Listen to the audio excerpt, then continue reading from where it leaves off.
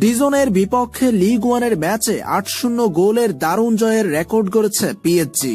সেই ম্যাচে পিএসজির হয়ে 4টি গোল করেছেন ব্রাজিলিয়ান ফরোয়ার্ড নেইমার জুনিয়র। শুধু তাই নয়, সতীর্থ অ্যাঞ্জেলো ডিমারিয়া ও কিলিয়ান এমবাপ্পেকে দিয়ে করিয়েছেন আরো 2টি গোল। দলের করা 8 গোলের 6টিতেই অবদান তার।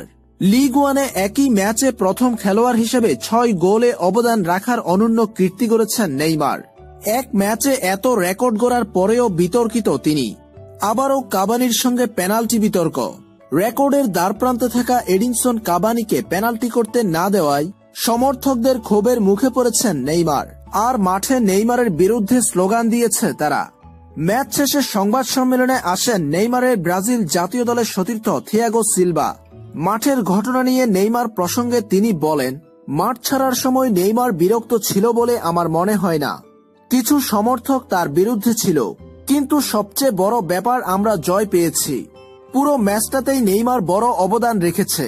এরপর কাভানি প্রসঙ্গে থিয়াগো সিলভা বলেন, কাভানির রেকর্ড আসবেই, সে সবসময় গোল করে। সামনে আমাদের অনেক ম্যাচ আছে যেখানে কাভানি গোল করার সুযোগ পাবে।